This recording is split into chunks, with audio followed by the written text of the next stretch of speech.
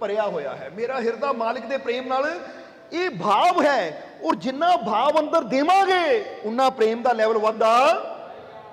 ਤਾਂ ਜੇ ਇਨਸਾਨ ਸੋਚੇ ਮੇਰੇ ਅੰਦਰ ਪਿਆਰ ਹੈ ਨਹੀਂ, ਪਿਆਰ ਹੈ ਨਹੀਂ, ਪਿਆਰ ਹੈ ਨਹੀਂ, ਤਾਂ ਫਿਰ ਅਸੀਂ ਆਪਣੇ ਪ੍ਰੇਮ ਦੇ ਲੈਵਲ ਨੂੰ, ਇਹ ਗੱਲ ਯਾਦ ਰੱਖਣਾ, ਕਿਉਂਕਿ ਭਾਵਨਾਵਾਂ ਜਾਂ ਕਹਿ ਲੋ ਪ੍ਰੇਮ ਹੈ, ਵਿਸ਼ਵਾਸ ਹੈ, ਭਾਵਨਾਵਾਂ ਹੈ ਸਾਡੀਆਂ, ਇਹ ਫੀਲਿੰਗ ਹੈ, ਇਹ ਯਾਦ ਰੱਖਣਾ ਹਮੇਸ਼ਾ।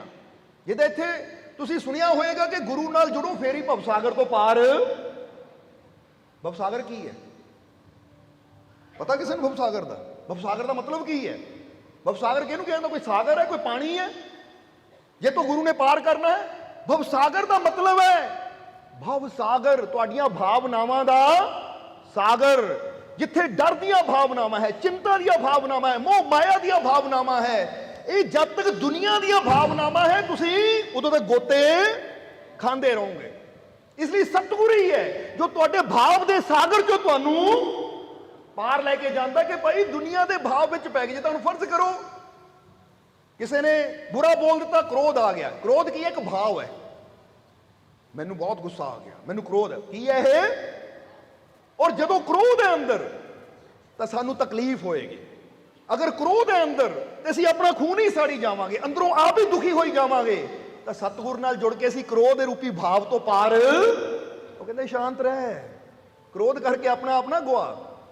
ਜਿੱਦਾਂ ਅਸੀਂ ਬਹੁਤ ਵਾਰ ਦੱਸਿਆ ਹੈ ਕਿ ਕ੍ਰੋਧ, ਨਫ਼ਰਤ, ਈਰਖਾ, ਦੁਆਸ਼ ਇਹ ਇਦਾਂ ਦੇ ਹਥਿਆਰ ਹੈ ਜੋ ਚਲਾਉਂਦੇ ਅਸੀਂ ਦੂਸਰੇ ਤੇ ਆ, ਪਰ ਨੁਕਸਾਨ ਸਾਡਾ ਆਪਣਾ ਹੁੰਦਾ ਹੈ। ਹੁਣ ਫਰਜ਼ ਕਰੋ ਤੁਸੀਂ ਬੈਠੇ ਹੋ, ਸਾਹਮਣੇ ਕੋਈ ਤੁਹਾਡੇ ਖੜਾ ਹੈ, ਮੈਨੂੰ ਇੱਥੇ ਬਹੁਤ ਗੁੱਸਾ ਆ ਰਿਹਾ ਹੈ, ਉਹ ਅਗਲਾ ਮੁਸਕਰਾ ਰਿਹਾ ਹੈ, ਤੁਸੀਂ ਕਹਿੰਦੇ ਮੈਨੂੰ ਗੁੱਸਾ ਆ ਰਿਹਾ ਹੈ। ਹੁਣ ਤੁਹਾਨੂੰ ਗੁੱਸਾ ਉੱਤੇ ਆ ਰਿਹਾ ਹੈ, ਪਰ ਉਹ ਤਾਂ ਹੱਸ ਰਿਹਾ ਹੈ, ਅੰਦਰੋਂ ਸੜ ਕੌਣ ਰਿਹਾ ਹੈ? ਨੁਕਸਾਨ ਕਿਹਦਾ ਹੋ ਰਿਹਾ ਹੈ? ਇਹ ਯਾਦ ਰੱਖੋ, ਜਿੰਨਾ ਕ੍ਰੋਧ ਵਿੱਚ ਅਸੀਂ ਅੰਦਰੋਂ ਸੜੀ ਜਾਵਾਂਗੇ ਨਾ, ਉਨਾ ਤੁਹਾਡੀ, ਸੱਚੀ ਗੱਲ ਯਾਦ ਰੱਖਣਾ ਹੈ, ਉਨਾ ਤੁਹਾਡੀ ਸੁੰਦਰਤਾ, ਤੁਹਾਡੀ ਖੁਸ਼ੀ, ਤੁਹਾਡੇ ਚਿਹਰੇ ਦਾ ਗਲੋ ਖਤਮ ਹੁੰਦਾ ਚਲਾ ਜਾਏਗਾ। ਔਰ ਤੁਸੀਂ ਜਲਦੀ ਹੀ ਆਪਣੀ એનર્ਜੀ ਨੂੰ ਫੂਕ ਫੂਕ ਕੇ ਬੁੜੇ ਹੋ ਜਾਓਗੇ, ਝੁਰੜੀਆਂ ਪੈ ਜਾਣਗੀਆਂ ਔਰ ਤੁਹਾਡੀ ਸਾਰੀ એનર્ਜੀ ਖਤਮ। ਇਹ ਕੀ ਹੋ ਰਿਹਾ ਹੈ? ਨੁਕਸਾਨ ਕਿਹਦਾ ਹੋ ਰਿਹਾ ਹੈ? ਜਵਾਬ ਦਿਓ। ਹੁਣ ਕਿਸੇ ਤੇ ਕ੍ਰੋਧ ਕਰਕੇ ਅਸੀਂ ਆਪਣੇ ਆਪ ਨੂੰ ਸਾੜ ਰਹੇ ਹਾਂ। ਅਗਲਾ ਘਰ ਬੈਠਾ, ਅਸੀਂ ਇੱਥੇ ਕ੍ਰੋਧ ਕਰਕੇ ਆਪਣੇ ਆਪ ਨੂੰ ਸਾੜੀ ਜਾ ਰਹੇ ਹਾਂ। ਮੈਨੂੰ ਉੱਤੇ ਬਹੁਤ ਗੁੱਸਾ ਆ ਰਿਹਾ ਹੈ। ਅੱਛਾ ਭਾਈ, ਉਹ ਕੀ ਕਰ ਰਿਹਾ ਇਸ ਵੇਲੇ? ਉਹ ਕੀ ਕਰ ਰਿਹਾ ਹੈ? ਅਗਰ ਕਿਤੇ ਵੀਡੀਓ ਕਾਲ ਤੇ ਦੇਖੇ ਉਹ ਵਿਚਾਰਾ ਘੁੰਮ ਰਿਹਾ ਹੈ, ਖਾ ਰਿਹਾ, ਪੀ ਰਿਹਾ, ਤਾਂ ਤੁਸੀਂ ਮੈਨੂੰ ਉੱਤੇ ਗੁੱਸਾ ਆ ਰਿਹਾ, ਛੱਡਣਾ ਨਹੀਂ ਮੈਨੂੰ। ਭਾਈ ਤੂੰ ਆਪਣੇ ਆਪ ਨੂੰ ਨਹੀਂ ਛੱਡ ਰਿਹਾ, ਨੁਕਸਾਨ ਤਾਂ ਤੂੰ ਆਪਣਾ ਕਰ ਰਿਹਾ। ਇਸ ਲਈ ਉਹ ਹਥਿਆਰ ਕ੍ਰੋਧ, ਈਰਖਾ, ਦੁਆਸ਼, ਨਫ਼ਰਤ, ਇਹ ਉਹ ਹਥਿਆਰ ਹੈ ਜਿਹੜੇ ਅਸੀਂ ਕਰਦੇ ਤਾਂ ਦੂਜੇ ਨਾਲ ਹੈ, ਪਰ ਇਹਦਾ ਸਾਰਾ ਪ੍ਰਭਾਵ ਪੈਂਦਾ ਹੈ, ਕਹਿ ਦਿਓ, ਸਾਡੇ ਉੱਪਰ। ਤਾਂ ਸਮਝਦਾਰ ਇਨਸਾਨ ਕਹਿੰਦਾ ਉਹ ਹਥਿਆਰ ਚਲਾਣਾ ਹੀ ਕਿਉਂ? ਹੁਣ ਤੁਹਾਨੂੰ ਕੋਈ ਕਹੇ ਉਦਾਂ ਦੀ ਬੰਦੂਕ ਹੈ ਕਿ ਗੋਲੀ ਉਹਦੇ ਮਾਰਨ ਲੱਗਣੀ ਤੇਰੇ ਹੈ, ਚਲਾਉਂਗੇ ਤੁਸੀਂ? ਜਵਾਬ ਦੇ ਦਿਓ ਸਾਨੂੰ। ਤੁਸੀਂ ਕਹਿਣਾ ਮੈਂ ਪਾਗਲ ਹਾਂ, ਜੇ ਗੋਲੀ ਉਹਦੇ ਵੱਲ ਮੂੰਹ ਕਰਕੇ ਮਾਰਨਾ ਚੱਲਣੀ ਪਿੱਛੋਂ ਮੇਰੇ, ਤਾਂ ਫਿਰ ਮੈਂ ਪਾਗਲ ਥੋੜੀ ਜਿਹੜਾ ਉਹ ਗੋਲੀ ਚਲਾਵਾਂ ਜਿਹੜੀ ਮੈਨੂੰ ਹੀ ਖਤਮ ਕਰ ਦੇਵੇ। ਤਾਂ ਫਿਰ ਇੱਥੇ ਵੀ ਸੋਚ ਲਿਆ ਕਰੋ, ਕਿਸੇ ਨਾਲ ਈਰਖਾ ਕਰਨ ਲੱਗਿਆ, ਕਿਸੇ ਨਾਲ ਕ੍ਰੋਧ ਕਰਨ ਲੱਗਿਆ, ਕਿਸੇ ਨਾਲ ਨਫ਼ਰਤ ਕਰਨ ਲੱਗਿਆ, ਕਿਸੇ ਤੋਂ ਸੜਨ ਲੱਗਿਆ, ਇਹ ਵੀ ਭਾਈ ਉਹ ਬੰਦੂਕ ਹੈ ਜਿਹੜੀ ਚਲਾ ਉੱਤੇ ਰਿਹਾ, ਪਰ ਨੁਕਸਾਨ ਇਹ ਖਤਮ। ਤਾਂ ਸਮਝਦਾਰ ਇਨਸਾਨ ਕਦੀ ਇਦਾਂ ਦੀ ਬੰਦੂਕ ਨਹੀਂ ਚਲਾਏਗਾ। ਇਹ ਸਮਝਣਾ, ਯਾਦ ਰੱਖਣਾ ਤੁਸੀਂ। ਇਸ ਲਈ ਇਨਸਾਨ ਦੀ ਸਮਝ ਜਿੱਦਾਂ ਜਿੱਦਾਂ ਵੱਧਦੀ ਹੈ ਨਾ, ਉਦਾਂ ਉਦਾਂ ਇਨਸਾਨ ਬੁਰੇ ਭਾਵ ਤੋਂ ਉੱਪਰ ਆਂਦਾ ਚਲਾ ਜਾਂਦਾ। ਔਰ ਸਤਿਗੁਰ ਦੇ ਕੋਲ ਬਹਿ ਕੇ ਹੀ ਇਨਸਾਨ ਬੁਰੇ ਭਾਵ ਦੇ ਸਾਗਰ ਚੋਂ ਪਾਰ ਹੁੰਦਾ ਹੈ।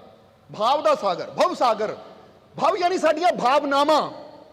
ਅਸੀਂ ਕ੍ਰੋਧ ਦੀ ਭਾਵਨਾ ਚ, ਅਸੀਂ ਨਫ਼ਰਤ ਦੀ ਭਾਵਨਾ ਚ, ਅਸੀਂ ਮੋਹ ਦੀ ਭਾਵਨਾ ਚ, ਅਸੀਂ ਈਰਖਾ ਦੀ ਭਾਵਨਾ ਚ ਸੜੀ ਜਾਂਦੇ ਹਾਂ ਦੂਜਿਆਂ ਤੋਂ। ਇਹ ਉਹ ਭਾਵ ਹੈ। ਅਗਰ ਇਹਨਾਂ 'ਚ ਗੋਤੇ ਖਾਂਦੇ ਰਹੇ ਤਾਂ ਸਾਡੀ ਜ਼ਿੰਦਗੀ ਨਸ਼ਟ, ਕਿਉਂਕਿ ਜਿਹੜਾ ਡੁੱਬਦਾ ਮਰਦਾ, ਜਿਹੜਾ ਬਚ ਜਾਂਦਾ ਹੈ ਪਾਰ। ਇਸ ਲਈ ਸਤਿਗੁਰ ਭਵਸਾਗਰ ਤੋਂ ਪਾਰ ਕਰਨ ਦਾ ਮਤਲਬ ਹੈ ਕਿ ਸਾਨੂੰ ਸਾਡੀਆਂ ਬੁਰੀਆਂ ਭਾਵਨਾਵਾਂ ਦੇ ਸਾਗਰ ਚੋਂ ਗੁਰੂ ਕੱਢ ਕੇ ਉਸ ਸਾਗਰ, ਉਸ ਅਨੰਤ ਤੱਕ ਲੈ ਕੇ ਜਾਂਦਾ ਕਿ ਆ ਭਾਈ ਇਹ ਕ੍ਰੋਧ ਚੋਂ ਨਿਕਲ, ਇਹ ਨਫ਼ਰਤ ਚੋਂ ਬਾਹਰ ਆ, ਇਹ ਈਰਖਾ ਨੂੰ ਛੱਡ, ਇਹ ਬੁਰੀਆਂ ਆਦਤਾਂ ਨੂੰ ਛੱਡ। ਕਿਉਂਕਿ ਭਾਵ ਕੀ ਹੁੰਦੇ ਹੈ? ਕਿਸੇ ਨੇ ਬੁਰਾ ਕਹਿਤਾ, ਸਾਡੇ ਅੰਦਰ ਬੁਰੇ ਭਾਵ ਆ ਗਏ, ਇਹਨੇ ਮੈਨੂੰ ਬੁਰਾ ਕਿਉਂ ਕਹਿਤਾ, ਮੇਰੀ ਬੇਇੱਜ਼ਤੀ ਹੋ ਗਈ। ਹੰਕਾਰੀ ਇਨਸਾਨ ਵੀ ਮਾੜੀ ਮਾੜੀ ਗੱਲ ਤੇ ਦੁਖੀ ਹੁੰਦਾ ਹੈ, ਕੋਈ ਉਹਨੂੰ ਬੁਲਾਵੇ ਨਾ ਤਾਂ ਦੁਖੀ, ਇਹਨਾਂ ਮੇਰਾ ਅਪਮਾਨ ਕਰ ਦਿੱਤਾ। ਇੱਥੇ ਤੱਕ ਵੀ ਦੇਖਿਆ ਕਿ ਜਿਹਦੇ ਅੰਦਰ ਜਿੰਨਾ ਬੜਾ ਹੰਕਾਰ ਹੈ ਉਹਨੂੰ ਮਾੜੀ ਮਾੜੀ ਗੱਲ ਤੋਂ ਤਕਲੀਫ ਜ਼ਿਆਦਾ ਹੁੰਦੀ ਹੈ ਕਿ ਨਹੀਂ? ਇਹਨੇ ਮੇਰੇ ਵੱਲ ਦੇਖਿਆ ਨਹੀਂ, ਕਾਲ ਕੀਤੀ ਇਹਨੇ ਮੇਰੀ ਕਾਲ ਪਿਕ ਨਹੀਂ ਕੀਤੀ, ਜਾਂ ਮੈਂ ਉੱਥੇ ਜਾ ਰਿਹਾ ਸੀ ਇਹ ਮੇਰੇ ਕੋਲ ਦੀ ਲੰਘ ਗਿਆ। ਤਕਲੀਫ ਹੁੰਦੀ ਹੈ, ਹਉਮੈ। ਇਸ ਲਈ ਸਤਿਗੁਰ ਬਾਹਰ ਕੱਢਦਾ ਹੈ, ਉਹ ਨਿਕਲ ਹਉਮੈ ਦੇ ਸਾਗਰ ਚੋਂ ਬਾਹਰ, ਔਰ ਪਹਿਚਾਨ ਕਿਉਂ ਆਪਣੀ ਜ਼ਿੰਦਗੀ ਨੂੰ ਇਹ ਹਉਮੈ ਦੇ ਵਿੱਚ ਡੁਬੋ ਕੇ ਖਤਮ ਕਰ ਰਿਹਾ, ਨਿਕਲ ਇਸ ਤੋਂ ਬਾਹਰ, ਤਾਂ ਕਿ ਆਪਣੇ ਜੀਵਨ ਨੂੰ ਐਸਾ ਬਣਾ ਕਿ ਕਿਸੇ ਦੇ ਬੁਰਾ ਬੋਲਣ ਨਾਲ, ਕਿਸੇ ਦੇ ਮੇਰੇ ਵੱਲ ਦੇਖਣ ਨਾ ਦੇਖਣ ਨਾਲ ਕੋਈ ਮੇਰੀ ਇੱਜ਼ਤ ਵੈਲਿਊ ਘਟ ਜਾਂਦੀ ਵੈਲਿਊ। ਹੁਣ ਇੱਥੇ 100 ਰੁਪਏ ਦਾ ਨੋਟ ਰੱਖ ਦੋ, ਕੋਈ ਨਾ ਦੇਖੇ, ਕੋਈ ਕੋਲ ਦੀ ਉੱਦੀ ਲੰਘ ਜਾਵੇ, ਉਹਦੀ ਵੈਲਿਊ ਘਟ ਗਈ। ਜਵਾਬ ਦੇ ਦਿਓ। ਹੁਣ ਬੰਦਾ ਕਹਿੰਦਾ ਰੋਡ ਦੇ ਉੱਪਰ 500 ਦਾ ਨੋਟ ਪਿਆ ਹੈ, ਚਲੋ ਤੁਹਾਡਾ ਧਿਆਨ ਹੀ ਨਹੀਂ ਗਿਆ ਉਧਰ, ਤੁਸੀਂ ਲੰਘੇ ਆਪਣੀਆਂ ਗੱਲਾਂ 'ਚ, ਫੋਨ ਵੱਲ ਧਿਆਨ ਸੀ, ਉੱਪਰ ਦੇਖਦੇ ਲੰਘੇ, ਤਾਂ 500 ਕੀ 15 ਹੋ ਗਿਆ, ਕਿੰਨਾ ਹੋਣਾ ਹੈ? ਉਹ ਰਹਿਣਾ ਫਿਰ ਵੀ ਹੋਣਾ ਹੈ। ਕੋਈ ਦੇਖੇ ਨਾ ਦੇਖੇ, ਕੋਈ ਭੁੱਲ ਭੁਲੇਖੇ ਪੈਰ ਰੱਖ ਕੇ ਵੀ ਉੱਪਰ ਦੀ ਗੁਜ਼ਰ ਜਾਵੇ, ਰਹਿਣਾ ਫਿਰ ਵੀ ਉਹਨੇ। ਅਸੀਂ ਫਿਰ ਕਿੰਨੀ ਵਾਰ ਦਸੀਏ ਕਿ ਜੇਕਰ ਕਾਗਜ਼ ਦੇ ਟੁਕੜੇ ਦੀ ਵੈਲਿਊ ਨਹੀਂ ਕਿਸੇ ਦੇ ਇਗਨੋਰ ਕਰਨ ਨਾਲ, ਕਿਸੇ ਦੇ ਇਗਨੋਰ ਕਰਨ ਨਾਲ, ਜਾਂ ਕਿਸੇ ਦੇ ਨਾ ਦੇਖਣ ਨਾਲ, ਜਾਂ ਪੈਰ ਰੱਖ ਕੇ ਗੁਜ਼ਰ ਜਾਣ ਦੇ ਨਾਲ, ਜੇ ਕਾਗਜ਼ ਦੇ ਟੁਕੜੇ ਦੀ ਵੈਲਿਊ ਨਹੀਂ ਘਟਦੀ ਤਾਂ ਤੁਹਾਡੀ ਕਿੱਦਾਂ ਘਟ ਸਕਦੀ? ਸੋ ਇਨਸਾਨ ਦੀ ਵੈਲਿਊ ਕਦੋਂ ਡਾਊਨ ਹੁੰਦੀ ਹੈ? ਜਦੋਂ ਇਨਸਾਨ, ਉਹਨੇ ਮੇਰੇ ਵੱਲ ਦੇਖਿਆ ਨਹੀਂ, ਮੇਰੀ ਇੱਜ਼ਤ ਨਹੀਂ ਕਰਦਾ, ਮੇਰੀ ਇੱਜ਼ਤ ਹੀ ਹੈ ਨਹੀਂ, ਉਹਦੀ ਨਜ਼ਰਾਂ 'ਚ ਮੇਰੀ ਇੱਜ਼ਤ, ਇਹ ਤੁਸੀਂ ਸੋਚ ਲਿਆ ਕਿ ਉਹਦੀਆਂ ਨਜ਼ਰਾਂ 'ਚ ਮੇਰੀ ਇੱਜ਼ਤ ਹੈ ਨਹੀਂ, ਇਹਦਾ ਮਤਲਬ ਤੁਸੀਂ ਆਪਣੀ ਵੈਲਿਊ ਨੂੰ ਆਪ ਹੀ, ਇਹ ਤਾਂ ਬੰਦਾ ਕਹੇ ਕੋਈ ਨਹੀਂ ਦੇਖਿਆ ਤਾਂ ਕੀ ਹੈ। ਇਸ ਲਈ ਸਮਝਣਾ, ਕੋਈ ਤੁਹਾਨੂੰ ਕਹਿ ਦੇਵੇ ਬਹੁਤ ਸੁੰਦਰ, ਕੋਈ ਕਹਿ ਦੇਵੇ ਬਹੁਤ ਬਦਸੂਰਤ, ਤਾਂ ਕੀ ਉਹਦੇ ਸੁੰਦਰ ਕਹਿਣ ਨਾਲ ਸੁੰਦਰ ਹੋ ਗਏ, ਬਦਸੂਰਤ ਕਹਿਣਾ ਤੁਸੀਂ ਜੋ ਹੋ ਰਹਿਣਾ, ਤਾਂ ਤੁਹਾਡੀ ਵੈਲਿਊ ਨੂੰ ਕੋਈ ਡਾਊਨ। ਅਗਰ ਤੁਹਾਨੂੰ ਇੰਨਾ ਗਿਆਨ ਹੋਵੇ, ਸਮਝ ਹੋਵੇ, ਤਾਂ ਫਿਰ ਇਨਸਾਨ ਨੂੰ ਫਰਕ ਹੀ ਨਹੀਂ ਪੈਂਦਾ ਕਿ ਦੁਨੀਆ ਮੇਰੇ ਬਾਰੇ ਕੀ ਕਹਿ ਰਹੀ ਹੈ, ਦੁਨੀਆ ਮੇਰੇ ਬਾਰੇ ਕੀ ਬੋਲ ਰਹੀ ਹੈ, ਬਸ ਮੈਂ ਜੋ ਬਿਹਤਰ ਕਰਨਾ ਹੈ ਉਹ ਮੈਂ ਕਰਦੇ ਜਾਣਾ ਹੈ, ਕਿਉਂਕਿ ਜੋ ਮੈਂ ਹਾਂ, ਮੈਨੂੰ ਮੇਰੇ ਮਾਲਿਕ ਨੇ ਬਣਾਇਆ ਹੈ, ਮੈਂ ਉਸ 'ਚ ਖੁਸ਼ ਹਾਂ, ਔਰ ਮੇਰੀ ਵੈਲਿਊ ਨੂੰ ਕੋਈ ਡਾਊਨ। ਸਮਝ ਆ ਰਹੀ ਹੈ? ਇਸ ਲਈ ਭਵ ਸਾਗਰ ਤੋਂ ਪਾਰ ਜਾਣ ਦਾ ਮਤਲਬ ਫਿਰ ਯਾਦ ਰੱਖਣਾ ਕਿ ਭਵ ਸਾਗਰ ਇਦਾਂ ਨਹੀਂ ਕਿ ਕਿਤੇ ਦਰਿਆ ਹੈ ਜਿੱਥੋਂ ਗੁਰੂ ਨੇ ਫੜ ਕੇ, ਜਿੱਦਾਂ ਕਹਿੰਦਾ ਗੁਰੂ ਭਵ ਸਾਗਰ ਤੋਂ ਪਾਰ ਕਰਦਾ, ਪ੍ਰਭੂ ਦਾ ਨਾਮ ਭਵ ਸਾਗਰ ਤੋਂ ਪਾਰ। ਇਹ ਭਵ ਸਾਗਰ ਦਾ ਮਤਲਬ ਹੈ ਜੋ ਤੁਹਾਡੀਆਂ ਭਾਵਨਾਵਾਂ ਦਾ ਸਾਗਰ ਹੈ ਨਾ, ਕ੍ਰੋਧ, ਲੋਭ, ਮੋਹ, ਹੰਕਾਰ, ਨਫ਼ਰਤ, ਈਰਖਾ, ਦਵੇਸ਼, ਜਿੰਨੀਆਂ ਬੁਰੀਆਂ ਭਾਵਨਾਵਾਂ ਦਾ ਜਿਹਦੇ 'ਚ ਗੋਤੇ ਖਾ ਰਹੇ ਹੋ ਤੁਸੀਂ, ਜਿੱਦਾਂ ਜਿੱਦਾਂ ਤੁਸੀਂ ਪ੍ਰਭੂ ਦਾ ਸਿਮਰਨ ਕਰੋਗੇ, ਜਿੱਦਾਂ ਜਿੱਦਾਂ ਤੁਹਾਡਾ ਗਿਆਨ ਵਧੇਗਾ ਸਤਿਗੁਰ ਦੇ ਨਾਲ ਜੁੜ ਕੇ, ਉਦਾਂ ਉਦਾਂ ਇਹਨਾਂ ਭਾਵਨਾਵਾਂ ਦਾ ਅਸਰ ਤੁਹਾਡੇ ਤੇ ਹੋਣਾ ਬੰਦ।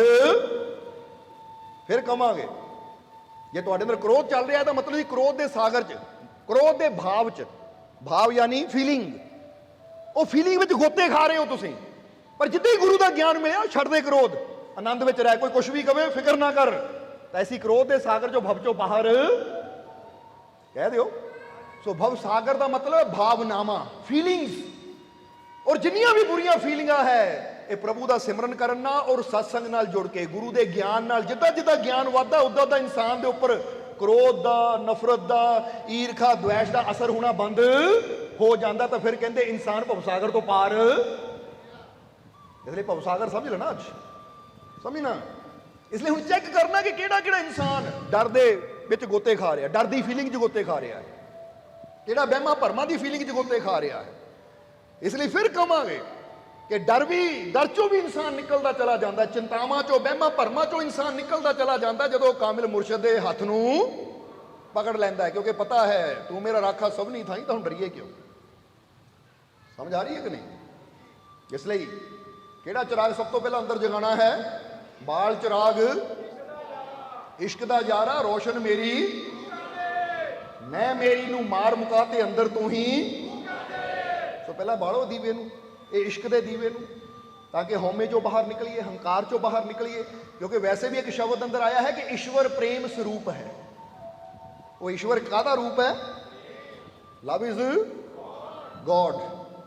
ਉਹ ਈਸ਼ਵਰ, ਉਹ ਪਰਮਾਤਮਾ ਪ੍ਰੇਮ ਹੈ, ਲਵ ਹੈ, ਮੁਹੱਬਤ ਹੈ। ਇਸ ਲਈ ਦੱਸਿਆ ਈਸ਼ਵਰ ਪ੍ਰੇਮ ਸਰੂਪ ਹੈ, ਔਰ ਉਹਨੂੰ ਪਾ ਕੌਣ ਸਕਦਾ ਹੈ?